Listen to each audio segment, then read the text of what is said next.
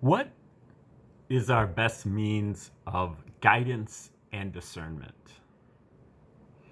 All right, hello everyone out there. Welcome to my channel. My name is Thomas, and I do educational videos on this channel. Right now, we are starting off for the first few months focusing on the tree of life. And I focus on the tree of life because it has been a transformational tool for me, and it has helped me integrate a lot of the other things that I've learned over time that we'll be covering later in this course. So I'm hoping I can replicate that same experience for you. We can lay down the tree of life as a foundation, and then all the other subjects that we cover subsequently will be much more easily understood and assimilated and remembered if we can lay down this tree of life first. So that's where we're going to start, and this is the tree of life right here. It's a model that goes back way back, at least as far back as ancient Egypt, if not ancient Atlantis or Mu or Lemuria or outer space, if you believe in that. And the ancient Hebrews also used it, as well as modern day occultists mainly, but also modern day Jews too. As you can see, well, first, the tree is more or less, it's basically a map of our faculties of consciousness. So you can just think of it as a map of our consciousness. And it has 10 different circles that are numbered. You can also call them spheres. 10, 9, 8, 7, 6, 5, 4, 3, 2, and 1. Then there is an abyss right here, which is an implied circle or sphere, dotted. And then we have a 0 above the tree. So that makes a total of 12 different categories. And these 12 categories basically represent the major categories of the tree of life, or the major aspects of the tree of life. Now, if you want to go a little bit more advanced, then you go to the what you would call the minor aspects of the tree of life, and that you basically fractalize the tree. So you take the whole tree, which breaks everything down into its 12 component parts, and then you place the whole tree onto each sphere. So you break down the 12 into its 12. And so you end up getting 144 minor aspects. And we cover that toward the end of the video when we answer that question. So I've arrived at a guide to the 144 fractal faculties, or what I call the stages of life. History, spirituality, and consciousness. And these are put together in a guide that I would be glad to send you for free if you click the link in the description. It helps you to follow along, because as we're doing these videos, we do one of the 144 for each video. But then with each video, before I do that, I give you a quick rundown of the major aspects of the tree of the 12. Now, you could think that this is very repetitive. He's saying the same thing every time, but that's really kind of the point, is because that's how you learn the tree, is through repetition. You kind of have to go over it over and over again. I try to change up a little bit, to put in a few new details each time, to give you a slightly different perspective each time. So I still recommend that you watch the whole video. But if you think that you've already got the beginning aspect mastered, you can usually fast forward to the last 5 to 7 minutes of the video, and you'll hear the individual 144, each one of the 144 presented in each video. Okay, so when we start with the 10th sphere, we're talking about survival. This is our survival aspect. or our faculty of survival, instinct, state of nature, the kill or be killed, the law of the jungle, fight or flight response, and then also our life force, which keeps us alive regardless of our voluntary input. We keep our heart beating, not due to anything that we've done, consciously. And we keep our organs working, and we keep ourselves immune from disease and so on, regardless of our conscious input. Now, what we can do consciously, though, is we can invert the 10th sphere through defilements and lust of the body, and those things serve to destroy the 10th sphere, or destroy our life force. So the 10th sphere is our life force, but it's subject to abstaining from all of the negative things that we can do to destroy it. Okay, then we have the 9th sphere, where the 10th sphere is like our wild animal consciousness. The 9th sphere is like our domesticated animal consciousness. And so this is what we open up, what we access in the first years of our life, maybe 5 to 7 years of our life. We kind of evolve this sphere of our domesticated consciousness is what we get in the home. Growing up in the home, we're being raised by people who are cleaning us up and feeding us and sheltering us, and we are devoted to them, but we're also highly receptive. Okay, we are soaking everything up like a sponge from our environment. Everything is rather fascinating to us, and we have rapt attention toward all these different new things in our life because it's all novel. And we stare at our caregivers or whoever's in the home, and we watch what they do, and then we imitate what they do, and we invariably fail because we're not really coordinated yet. And so we have to practice it over and over and over again until we get it, and then we have it memorized. So that's what this is about, not only devotion, but also heightened receptivity, imitation, practice or repetition, and then memorization.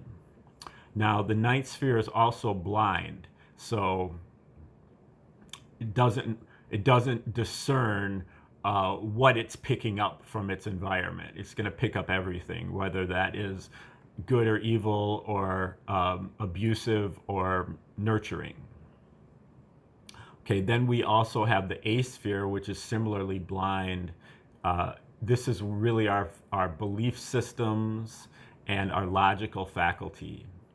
But moreover, where the 9th sphere is our domestic sphere, the 8th sphere is the public sphere. So this is what we get when we go out into the real world, and we go to school, we go to church, we go to the rec center, when we're just going to school, just at that young age. But we've already kind of got this developed, but we're going out there, we're going into the establishment, into the institutions. And those are where, really all the resources lie. That's where the powers that be have control.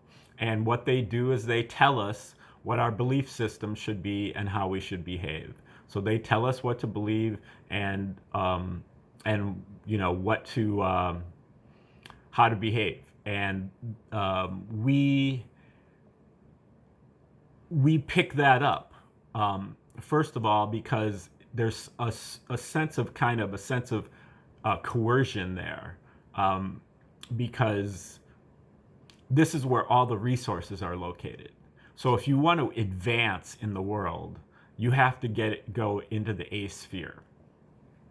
Some people spend their whole life like fantasizing about getting into the 8th sphere. Some people spend their whole life saving up money so they can afford college for their kids so they can get into the 8th sphere.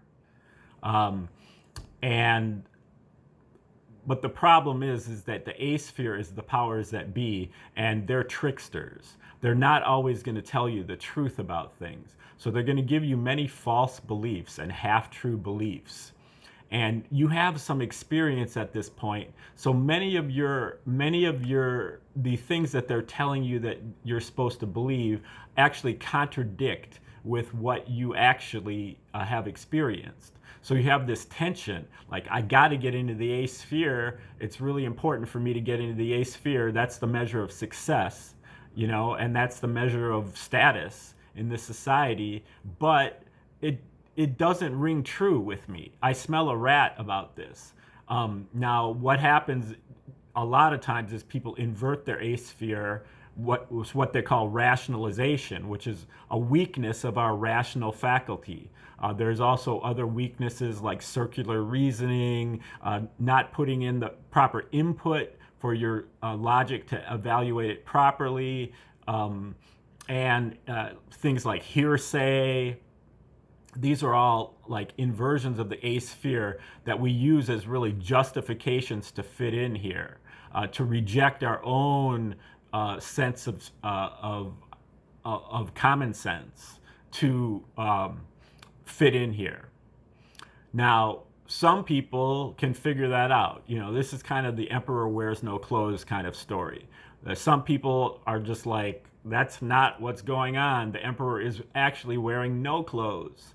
And they kind of get shunned and kicked out of the A-sphere. If they can maybe get a foothold here, the compromising position is to be able to give lip service to the A-sphere, enough to get the resources that you need and then get out.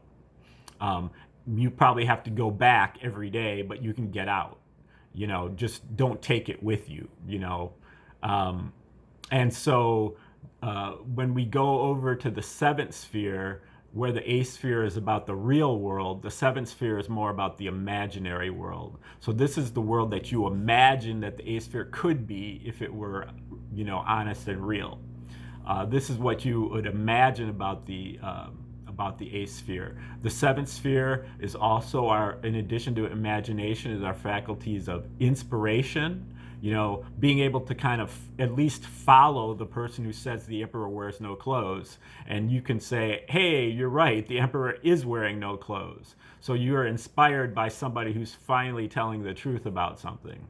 Also, and we'll talk about this today, our intuition, being able to go within and ask yourself, what is the truth about this situation? How do I feel about this? And so we have a source within us that enables us to get those answers. Unfortunately, that source, we have trouble translating it properly. So we have to be able to verify our intuitions through our own experiences. We can't. So where logic stands by itself, gives you answers by itself, you have to have two parts to the intuition. The inducing the intuition and getting the answer, but then also to verify the answer to make sure it's correct.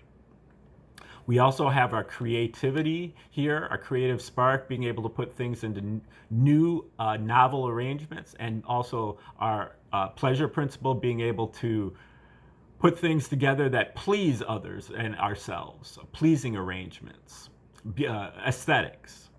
And then we also have our higher calling, really, so to speak. We're all put here for a certain reason that we have the unique capabilities to fulfill, which kind of goes against the A-sphere, which is telling us that you're just putting us in a certain category. What do you do for a living? I'm a construction worker. I'm a doctor. These are the broad categories. But here at the seventh sphere, you're figuring out specifically what are you as an individual, and you have to really, again, use your intuition to get into that. But as you do form your higher calling, then that propels you further up the tree. So you go to the sixth sphere, and you've got this is really our center and our essence. This is our free will faculty. Free will is our ability to pay attention and to make decisions. If this were a map, the map would say you are here. So we are here, but we are paying attention, which is a vector. attention has a direction. So most of the time we spent with our attention directed on the ninth sphere or on the eighth sphere. This is our comfort zone. This is what we spend most of our time directing our attention to. But our other aspect of free will is our ability to make decisions. So we can decide to avert our attention from these areas and to turn around and focus our attention on the higher aspects of ourselves, on our spiritual evolvement. So that is something that requires courage, but if we can do it, then that sets the stage for a great advancement spiritually. Now, what we focus on first with our attention is the fifth sphere. So our fifth sphere is really our sense of justice, our sense of, kind of not being a hypocrite, being able to put others under the same standard that you put yourself, or to put your friends, put your enemies under the same standard that you put yourself. Okay, and that is also known as karma. Karma as a reaction, cause and effect. What comes around goes around. For every action, there's an equal and opposite reaction. As you sow, so shall you reap. And so you can think of karma as having, or the fifth sphere as having a mirror right here. You act and you get reaction. Karma judges you based on violence, waste, and violation. So if you violate somebody by being unjust, then you get an unjust response in return. If you violate somebody or if you do violence to somebody or something, you get that violence back to you in return. But if you're paying attention here, you will notice that and you will learn those lessons. You will recognize that this is why all these bad things are happening to me, is because that's what I'm putting out there. And so you won't be a victim of like, oh, I have the worst luck. No, you do not having the worst luck. You're creating your worst luck through your own actions. And if you can clean up your own actions, then you won't have that happen to you. In fact, you will have a sort of a spiritual immunity. Okay, then we move up to the fourth sphere, where the fifth sphere is about our the enforcement of the natural law or the natural order of things. The fourth sphere is about the articulation of that law. So this comes in the form of cosmology or ancient holy books, theories of everything, ancient or modern, that purport to talk about how everything all fits together in the world. Who is God? Where did we come from? What are we doing here? What's our relationship to God? Where are we going? What's the purpose of it all? And also like the various laws of physics, chemistry, economics, mathematics, and how all that stuff fits together. Now, this is how the tree is very, it's harmonious with all different religions and faiths. It doesn't. A lot of people will say, "I don't want to learn the tree of life because I already have a religion." The tree of life enhances your religion, and it also broadens it. But at this point, we're looking at a syncretic approach, or using synthesis, where we're studying many, many different cosmologies. Not just one, but many, many different ones. And we're just kind of holding them in abeyance in our mind, not selling out to one or not committing to one, but just soaking them all in, and then using our intuition to kind of sift through them and figure out how we feel about it, along with our own experiences. So again, the intuition has to be verified, but it will give you kind of like the synthesis of all the different things that you put in your head. And that's why you would definitely classify the tree of life as its own cosmology. The tree of life really does fit in here at the fourth sphere. Okay, then when we go to the abyss is about our psychic powers. And our psychic powers are really like the activation of omens. So we get all the time throughout our life, we get omens that come to us. Every day, just about, we get some kind of uncanniness or some kind of coincidence, something that bucks the law of statistics and shocks us with how weird it was. And that is something that we need to pay attention to be cognizant of, that this is an important communication that we're receiving. To take that reception, so that's our psychic receptivity, the first part of our psychic powers. The second part is our psychic heat, which is our ability to act upon the omen. The omen will give us our course of action. It will prescribe a course of action within it. And the problem is that the course of action is usually very difficult to undertake. And so that is our psychic heat, to be able to act upon the omen. And that requires courage.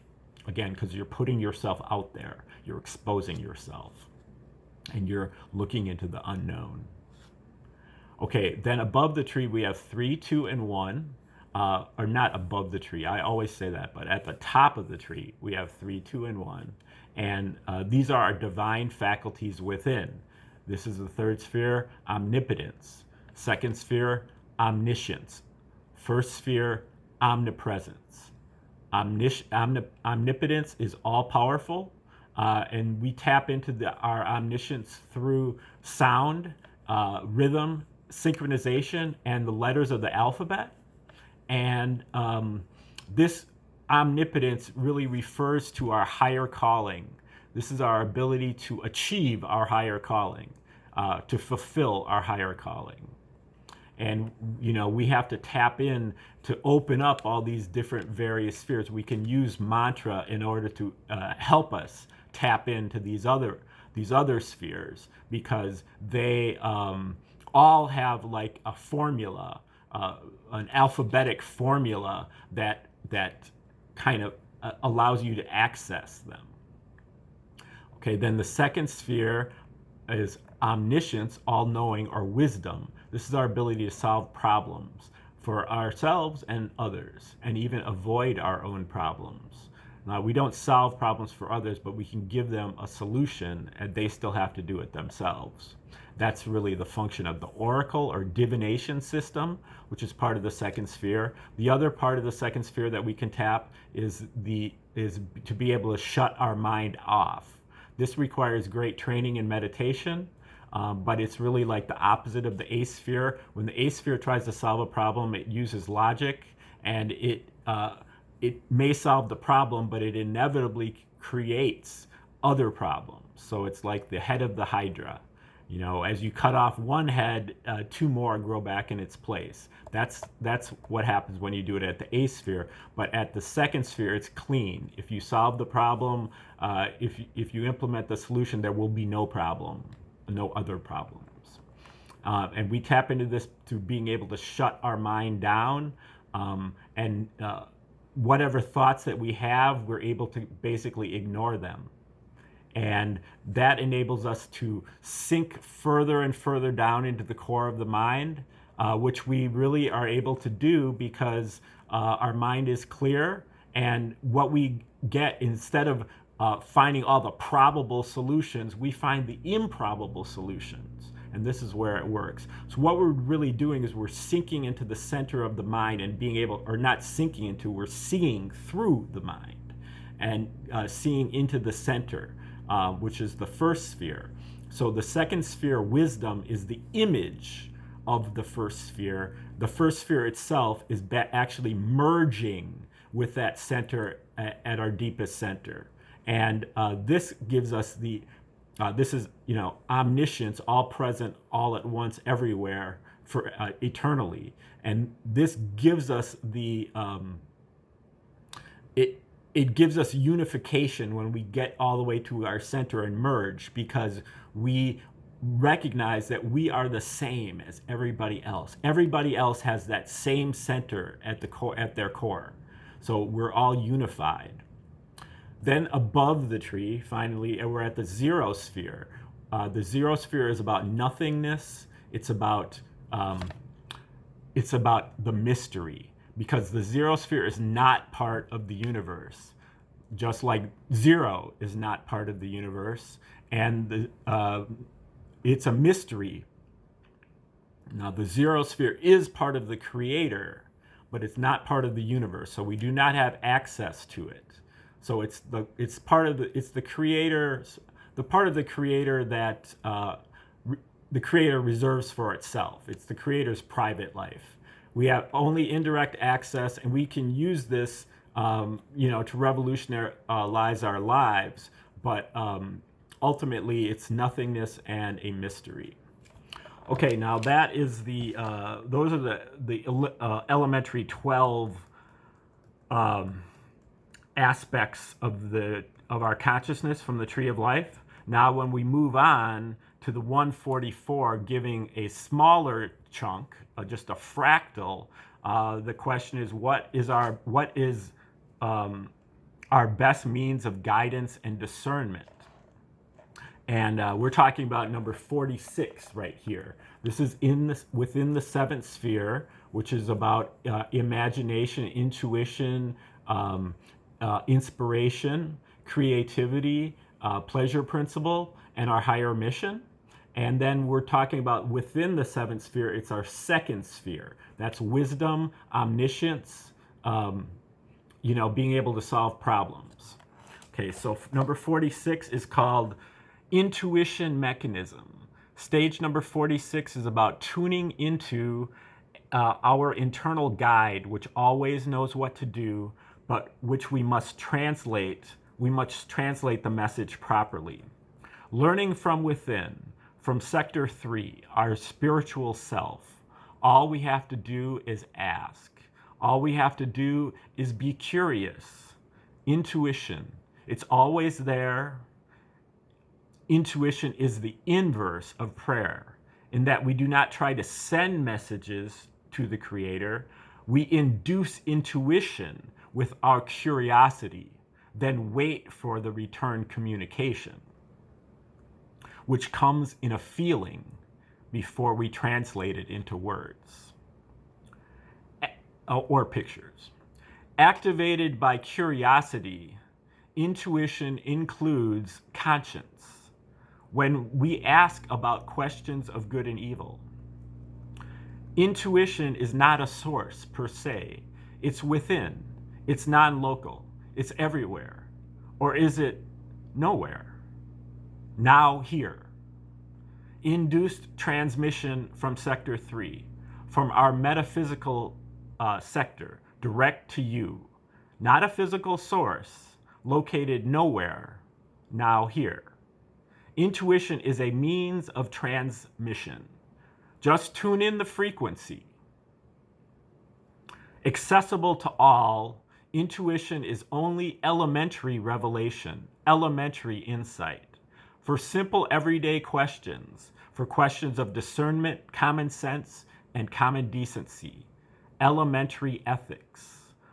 For more complex intuition, we must be highly motivated and prepared before we ask. More focus is required for the detail that is needed to tune in more closely. More complex intuitions require spiritual training, but simple intuition is accessible to all, but still subject to the limitations of the subject. The communication we receive is always correct, but there may be some static in our tuning mechanism, and we may have improper reception, especially if we have bias or we're hoping for a specific answer. So the guidance we get must be verified through our own experiences. All intuitions are to be verified as we move on, or they may be wrong. But once verified, our intuition gives us an infallible alternative to logic and reason and instinct. And it is so easy as we activate the mechanism simply by wondering. Intuition is the activation of our spiritual evolution, which can be used to guide us to our higher calling in life. All right. That is the second fractal of the seventh sphere, number 46, intuition mechanism. And that is the featured fractal for today. Stay tuned tomorrow for a new fractal of the 144 different fractal faculties. And you can click the like button, share and subscribe, make constructive comments, and tune in for tomorrow's video. Enjoy the day.